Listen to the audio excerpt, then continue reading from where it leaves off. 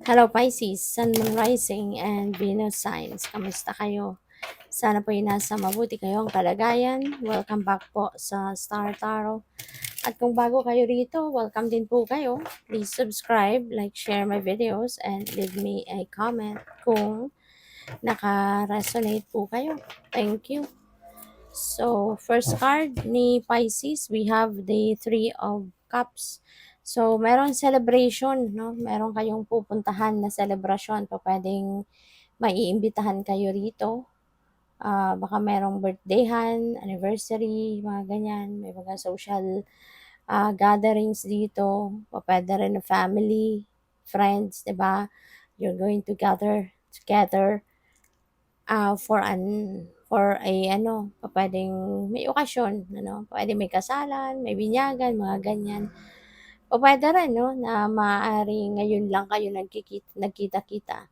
Sometimes kasi 'di ba kung kunyari may kapamilya ka or kaibigan ka na nalayo, for quite some time, pag-uwi niyan talagang paghahandaan mo, 'di ba? At least for some of us, 'di ba, may gano'ng tradisyon na kapag may uuwi, talagang magtitipon-tipon, may pakain, may pa-party, may pa-welcome, yung mga gano'n ba. So, maaaring may gano'ng ganap na ang iba sa inyo. Or pupuwede rin na reunion, 'no, may reunion sa mga katrabaho, mga dating katrabaho, mga dating kaklase, mga ganyan, 'no. So, have fun. So, we have the Ace of Swords. Si Ace, triumphant energy ito, no? Triumphant energy. So, most likely, meron kayo ritong ano, meron kayong pagtatagumpayan, no? Maaaring meron ditong chaotic situation, difficult situation na pinagdaanan kayo. And ngayon, masosolve mo na yan. Magkakaroon ka na ng clarity of thought. Magkakaroon ka na ng direction kung anong gagawin mo sa sitwasyon na yan, how you're going to face it, mga ganyan. Kaya, yun, you'll be able to survive that situation. Kaya po pwedeng you're heading towards a new path at magsisimula ka ng bagong buhay, bagong chapter, 'di ba, sa buhay ninyo. So, good for you. With the justice, maaaring iba sa inyo baka meron kayong pinaglalaban sa korte, you know? O puwedeng merong mga dispute sa lupa, property, mga ganyan, bahay. Pupuwede rin na merong mga, siguro mga rights ninyo sa trabaho na pupuwedeng hindi binibigay sa'yo, may mga perang hindi sa'yo binabayad, or kung ano man ang issue sa trabaho. So, maaaring nakarating na 'yan sa korte. For others of you, pupuwedeng may annulment, may child custody, may divorce, 'no, depende kung nasaan kayo. Pupuwedeng may mga gano'ng issues, 'no, pinaglalaban kayo. And, when the Justice, card comes in sa reading, that also signifies na maaaring ipanalo mo, 'no, or pupuwedeng maipanalo mo kung anong pinaglalaban mo sa korte. So, napakaganda. At, ayan, importante din dito, you know, this is the time na, magsisimula ka ng mamuhay ng mas matiwasay, mas balanse, 'di ba? Mas malinaw ang direksyon kung saan na kayo papunta, ano na yung path na tatahakan ninyo from here on, yung gano'n. So, good luck. And, yeah, tignan natin kung ano pa ang ganap for Pisces.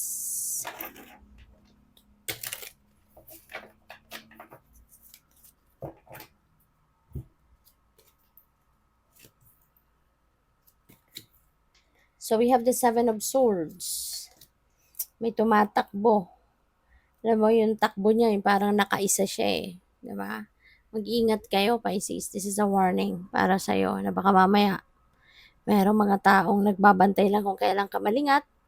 Diba? At baka may kunin sa'yo, may nakawin sa'yo.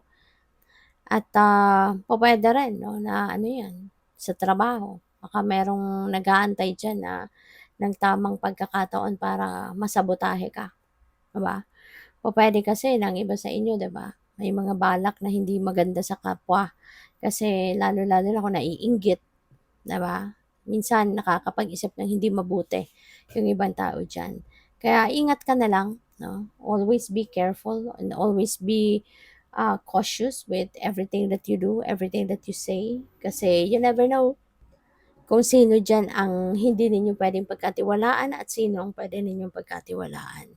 So, para na lang na makasigurado ka, 'di ba, na makaiwas ka 'no, na ikaw ang maloko, ikaw ang mabudol o ikaw yung, alam mo yun, mapagnakawan, maging mapag-ano ka na lang, maging mapagmatyag, be vigilant, okey? Lakasan mo ang inyong radar at, pakinggan mo lagi 'no, yung inyong gut feel. Kasi most of the time, pinapadalhan tayo 'no, ng divine, ng mensahe 'no, a warning or pupuwedeng mga physical discomfort, 'di ba? Para na, magkaroon lang tayo ng ma-divert ang attention natin to something else 'no, na maaaring do'n mapapansin natin na, "Ay wow," 'di ba? Meron palang nambubudol na sa'yo, meron na palang may gumagawang hindi mabuti sa'yo, 'di ba? So 'yun, and also always pray 'no, always pray for protection, always call on Archangel Michael to protect you and keep you safe at all times.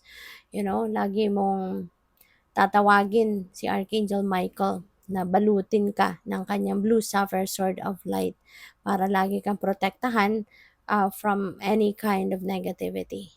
So, we have the Four of Cups pero naka-reverse na siya, okay? Kaya maaari kung dati tinatamad ka, maaaring may mga issues ka, maaaring dinatnan ka ng katamaran dati tapos walang gana, yung gano'n, yung parang walang excitement, 'di ba? Walang fire sa puso. Pero ngayon mabaliktad na siya, 'di ba? Your energy is going to change, it's going to shift. At ngayon, 'yan, sisipagin ka na, gaganahan ka na, magkakaroon ka na ng direksyon, magkakaroon ka na ng focus sa kung ano man yung mga bagay na gusto mong gawin or isakatuparan. Or pupuwede 'no, na merong bagong direksyon kang tatahakin, 'no. Maaaring magkakaroon ka ng lakas ng loob na baguhin 'no, ang direksyon na tatahakin mo sa buhay.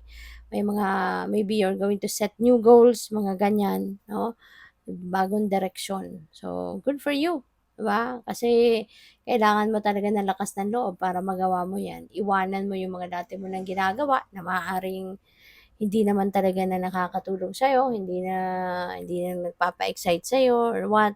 So, yeah, you're heading towards a new direction sa ngayon. Meron ka ng mga bagong ideya kung ano yung gagawin mo. And, we have the Five of Wands. So, pupuwedeng ano 'yan, pupuwedeng conflict 'yan 'no, with other people or conflict 'yan within yourself, 'no. Baka ang dami mo din naman na ngayon iniisip 'no, na, gusto ko ng ganito, gusto ko ng gano'n. So, sa dami na tuloy ngayon ng iniisip mo parang nalilito ka na tuloy at naguguluhan, hindi ba? Kaya po puwedeng gano'n ang ganap diyan. It could be internal conflict or it could be conflict with other people. So, well, conflict with other people, maaari 'no, possible 'yan kasi kung meron kang ipinaglalaban sa korte, meron kang inirereklamo, ganyan, against someone, so yun yun. So, good luck sa'yo. Thank you for watching Love and Light. Namaste.